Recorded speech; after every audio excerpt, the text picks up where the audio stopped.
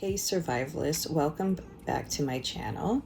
And today we'll be discussing 10 tips on surviving rock bottom shelter edition. So let's get started. So tip number 1, establish a routine. So in an unpredictable situation that's going to be overwhelming, you want to establish a routine that you're familiar with, like waking up at the same time, going to sleep at the same time, following your personal care routine, so you can have some control in the chaos that may or may not happen. But you want some control within the chaos, especially if you're already going through a lot at that time, losing everything and experiencing something completely new is very overwhelming. So you want to establish a routine so you can have some control in the chaos.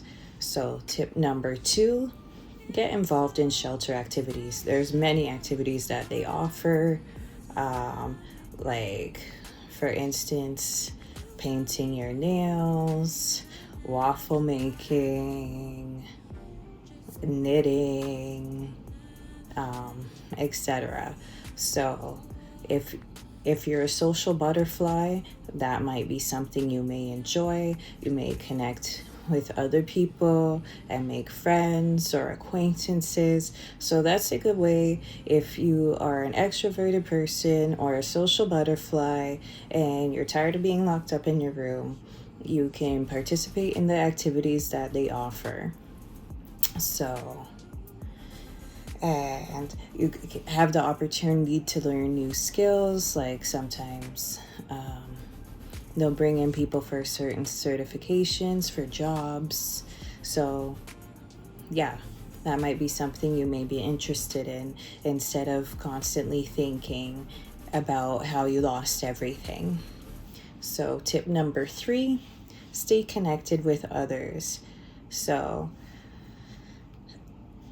when you lose everything and you reach your rock bottom and you have to go to a shelter, it's a very scary thing to deal with. It can cause a lot of anxiety, depression, a sense of just being overwhelmed. Like, it's just a hard thing to go through, especially if you've never experienced something like this before and you're used to stability in your life. So staying connected with others can kind of like just help you to realize what really matters. You may hear other people's stories and you might learn that it might not be so bad. Even though it seems like all hope is lost, you can use this opportunity to build yourself and to create a solid foundation and a new beginning for your life. So by staying connected to others, it might help you get out of your headspace and just release like oxytocin and all those good chemicals that like you get from socializing with others. So and yeah, that might be good for you as well if you're an extroverted person or social butterfly.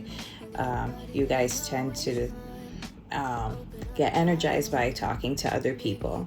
So let's get into tip number 4, learn and build skills. So use this time to learn and improve your skills or to learn new skills. So typically they'll offer like free workshops or training, such as like a food handler certificate.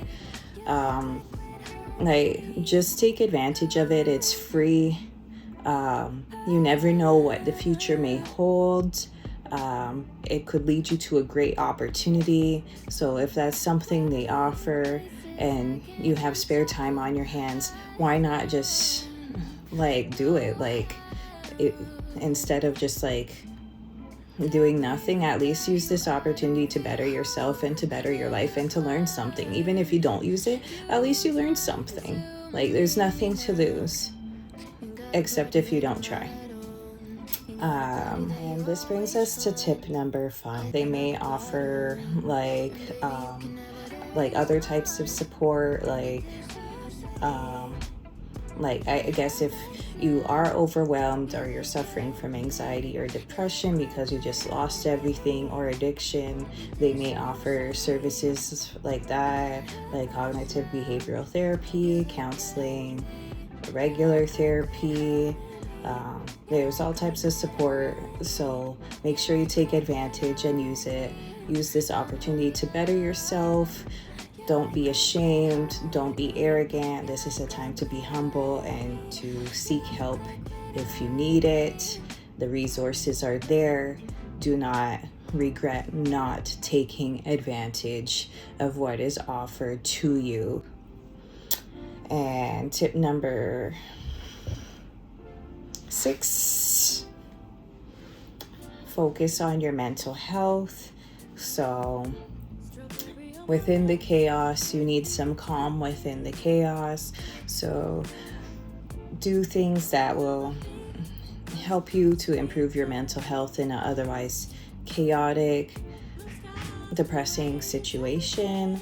So whether that's walking, meditating, journaling, or talking to someone you trust, or like I mentioned in the resources, using the resources available to you. You can also do that if they have like counseling or therapy available. You may want to take advantage of that as well if you don't trust anyone to talk to. That's within like the shelter, and an outside party, because normally it will be an outside party that comes into the shelter. So tip number 7 would be to stay organized, because the space is very small. So it can just get like cluttered really quickly if you're not mindful. So just make sure like you have like storage bins or like anything to maximize the little space that you have. There's so many gadgets and stuff out there. I'm sure you can figure that out. But yeah, like the space is very limited, it's tiny, so just stay on top of that so it doesn't get out of control, because some people's rooms are like a jungle and you don't want to be known for that, unless if you don't care. And so tip number 8 would be find a healthy escape. So whether that's drawing, reading, listening to music, yoga, exercising, all of that can help boost healthy endorphins in your brain and just help you feel better about what may seem like a bleak situation until you're able to gather the skills and the knowledge and just like a firm foundation to move on to the next step in your life. Definitely make sure you have a healthy escape, because sometimes like if you tend to be an overthinker like myself, everything may get to you and you may be tempted to drink or whatever. That's not healthy. That's going to make your situation much worse than it needs to be. So you want to use this opportunity to become your best self. So find a healthy escape, a passion, whatever is best for you, because only you would know what's best for you. So that brings us to tip number 9. Build a goal-oriented mindset. So each day, make small little goals, small achievable goals, such as either applying to one job if that's what you're trying to do, or saving a certain amount of money, or if that's even too much for you, even just getting out of bed and like going for a walk or just something. Just make a small goal that is easily accomplishable to you so you can feel that sense of achievement in a situation like this. That will go a long way and will help you to build your confidence. Like, okay, I was able to achieve this small goal, then the next day you can try a different one, and then that way you can kind of build your confidence in a very unexpected and chaotic situation. However, like, it's not chaotic all the time or whatever. Wherever you are, you have the good, bad, the ugly, you have calm, and then you have chaos. So it's just wherever you go. So just make the best of it. And tip number 10, take pride in yourself. Even though circumstances are tough, remember your worth. Just because you've lost everything doesn't mean that you have to lose your sense of self or your sense of worth, because everyone has worth. So by keeping your sense of worth, I'm not saying you have to go all crazy, but if you want to do that, you can. Like, if you want to dress up and look like a princess or a king, that's up to you. But just like basic grooming, like brush your teeth, take a shower, wear clean clothes, do your laundry, because they have facilities to do your laundry.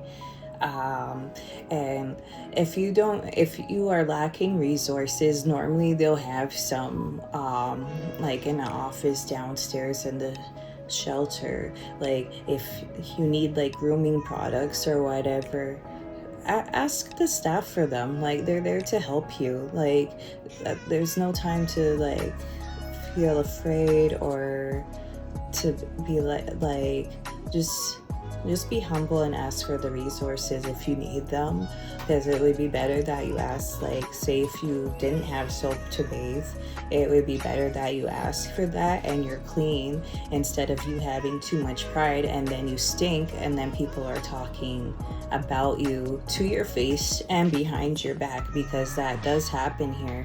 Because there's people that do have the resources and still choose not to use them and decide to assault people with their nasty body odor. So don't be one of those people. Do not have too much pride.